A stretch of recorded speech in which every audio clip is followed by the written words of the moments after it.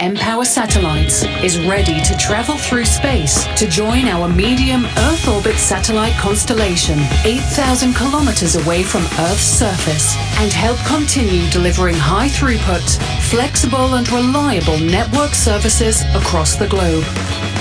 With our O3b mPOWER system becoming operational earlier this year and deploying services across Asia Pacific, Africa, the Middle East and Latin America, offshore platform workers, remote communities in the Galapagos, telcos in disaster-impacted areas in the Pacific, and governments carrying out critical missions, all are now relying on our second-generation MEO constellation to drive transformation and enhance their connectivity experience wherever they are.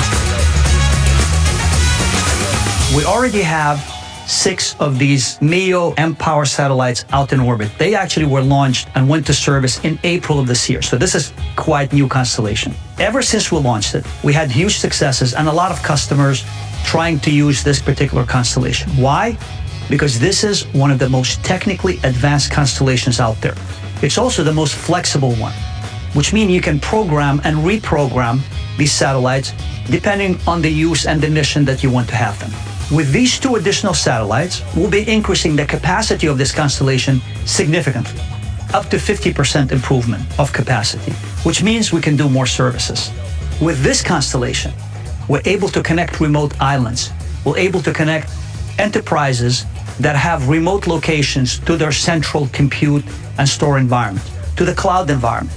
We're able to give the governments the capability to execute mission-critical operations, which is why we have a big deal with NATO, led by US and Luxembourg, to leverage this constellation where they need it, even in the most harshest environments.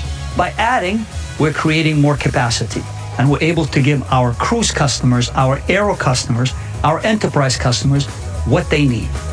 Enjoy the show, and again, thank you to our partners, and especially SpaceX, who's given us a ride today as well. Thank you.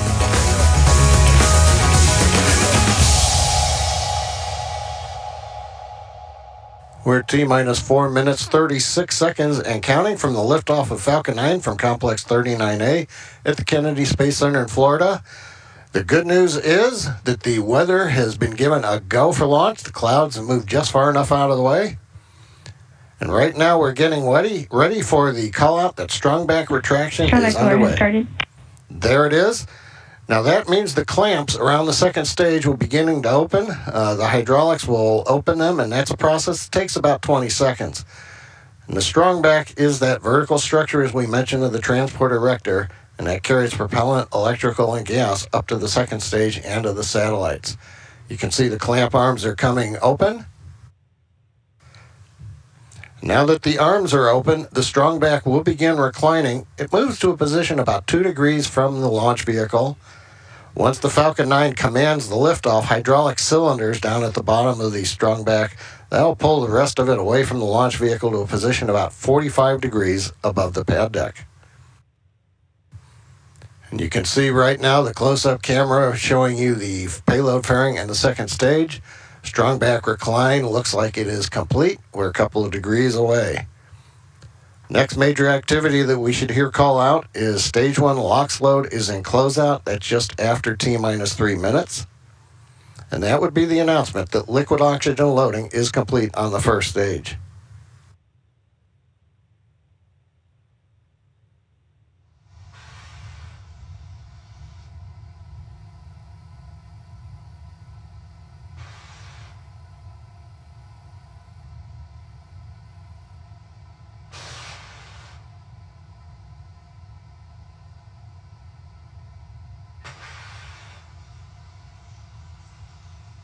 Stage 1 LOX load complete. And now we've heard that call out. Stage 1 liquid oxygen load is complete, coming up on the 2.5 minute mark before launch.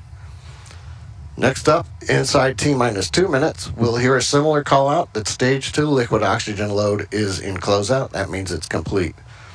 And at that time, the first and second stages will contain nearly 1 million pounds of kerosene fuel and liquid oxygen. You can see the white clouds right now around the vehicle. That's formed as the chilled gas above the liquid oxygen tanks. Yeah, we've heard the call out. So we are now fully loaded. As I mentioned, the clouds that you can see around the vehicle, that's the gas above the liquid surface in the tanks gets chilled down, and when it's vented overboard to maintain pressure in the tank, that means that chilled gas comes into contact with the warm, moist Florida air, and it condenses the water in the air to form the clouds that you see on your screen. Next major activity will be T-minus 60 seconds. That's when Falcon 9 will be in startup.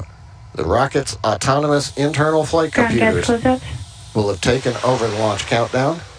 The call out you just heard now, ground gas closeouts. We're venting down the lines on the strong back. Make sure that they're empty before the Falcon 9 lifts off. As we get into the final minute, the terminal sequence, inside of T-minus 2 seconds, we'll light the Merlin engines.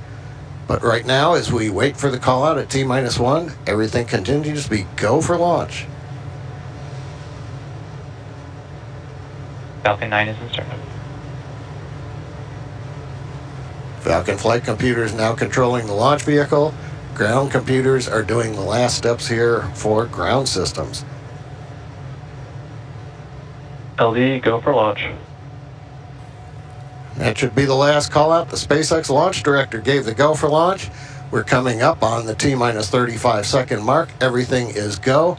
Let's listen in to the launch of Falcon 9 with mPower E.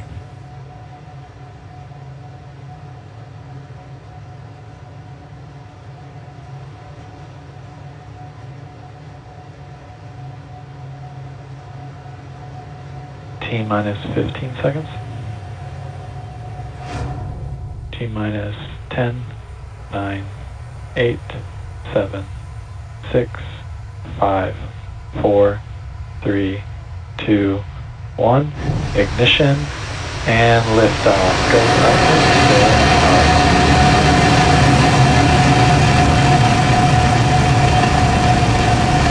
Vehicles pitching downrange. Chamber pressure's nominal.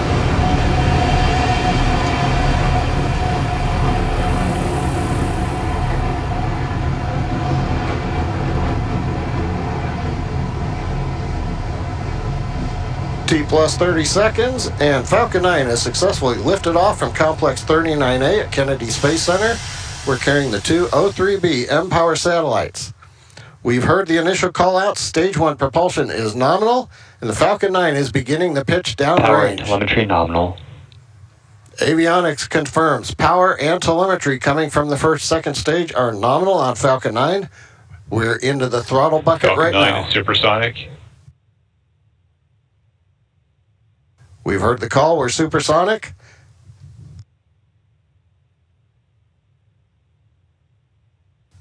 And engines have throttled back up as we're coming through the period of maximum dynamic pressure.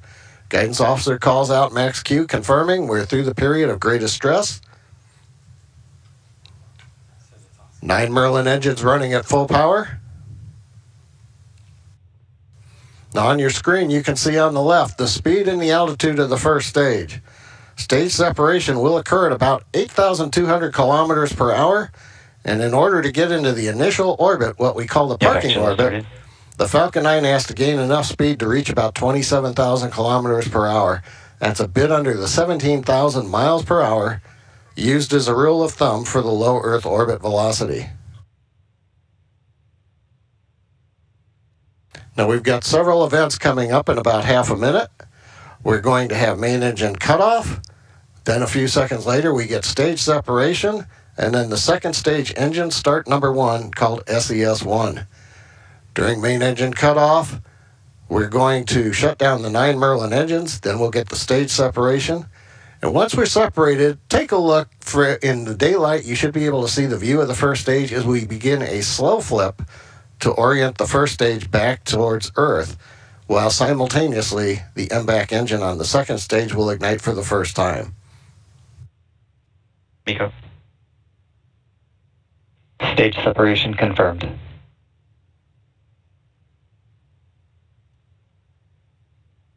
Evacuation.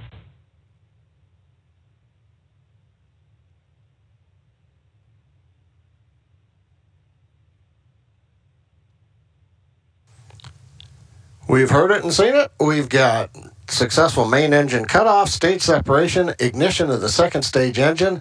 Nice views late in the afternoon as we're leaving Florida, and maybe even a little bit of the contrail visible in the distance behind the second stage nozzle.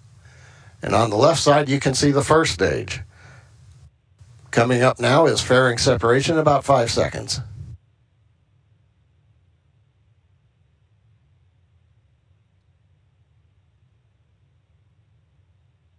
Fairing separation confirmed. Well, we saw in the background the fairing separate. As we had mentioned at the start of the webcast, the payload adapter we use for the mPOWER satellites blocks the view of the camera, which is one reason the webcast will be ending once the first stage lands and the second stage gets into its parking orbit. Vehicles are on a nominal trajectory. GNC with the right call out, we're on nominal trajectory. We're coming up on 4 minutes into today's mission. Now, as I mentioned, if we were bringing the first stage back to a land landing, we'd do what we call a fast flip. That would quickly turn the stage around. But we're going downrange to the drone ship, so we do a more leisurely flip, and it's not quite as fast as we would do for a land landing. In fact, you can see the stage is slowly rotating. It's moving at a speed less than 1 degree per second. Now, coming up in 2 minutes, we expect to have views of the first stage's entry burn. And in the entry burn, we'll relight 3 of the M1D engines on the first stage. We start with the center engine, what we call E9, and then we follow it up shortly afterwards with engines 1 and 5. And that'll slow down the vehicle as it gets ready to pass back into the Earth's atmosphere. Now, we need to slow down in order to reduce that re-entry heating, and that ultimately helps us to recover and reuse the first stage. Now, if you've been watching, on the left side, you'll notice the altitude of the first stage has reached its peak. I think it got to about 123 kilometers, and now it's beginning the trip back down to the Earth's surface. Now, it took us about 2 minutes from stage separation until the first stage reached its maximum height, and it's going to take us another 2 minutes to come back down to the altitude where the entry burn begins. Now, this portion of flight is in the vacuum, and you can see the grid fins on the first stage view from the interstage camera. Not right now, we're looking on the inside of the interstage, but on the outside, you can see the grid fins. They don't have a function right now. They're deployed, but there's no atmosphere for them to react with. The grid fins come into play after the entry burn once we start to bite into the Earth's atmosphere. Now, during the entry burn, Falcon 9 is going to be decelerating by firing its Merlin engines, but it's not slowing down all that much. It's bringing it somewhat down, but that means that we're going to fly through Merlin's exhaust gases, what we call the rocket's plume. And that's what deposits that layer of soot on the vehicle tanks, which is why our flight-proven vehicles look so sooty. That comes from the fuel that Falcon 9 uses. Coming up in about 10 seconds, we should have entry burn. Wait for the call out, see if we can spot it on the camera.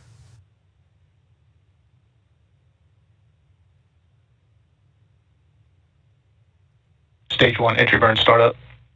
Stage 1 FTS has safed. Entry burn's begun. The center engine is lit. That's kind of the circular plume. And now engines 1 and 5 come in, and that's why the plume changes shape that you can see on your screen.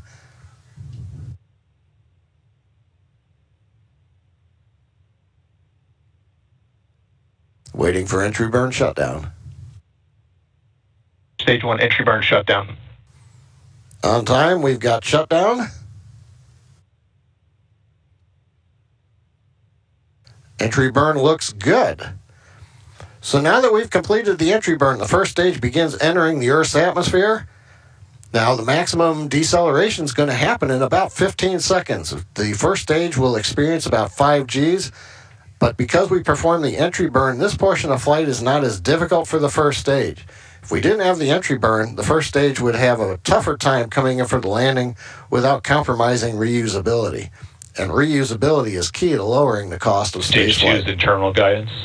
Now, coming up next, we've heard terminal guidance on second stage. We're now controlling the angular momentum state of the second stage. We're going to get MVAC engine shutdown in about 20 seconds. And then right after that, we should get into the landing burn sequence on first stage. Reminder, the first stage is targeting a drone ship landing out in the Atlantic Ocean. Waiting for the call out for SECO. Impact shutdown.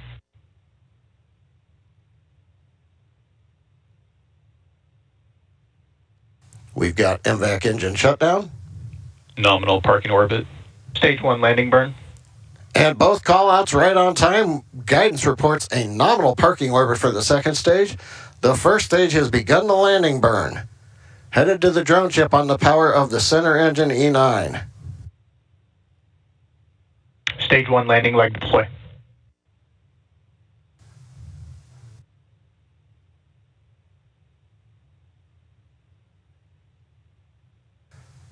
Stage 1 landing confirmed. All right, and we have touchdown of formerly new booster on the drone ship out in the Atlantic.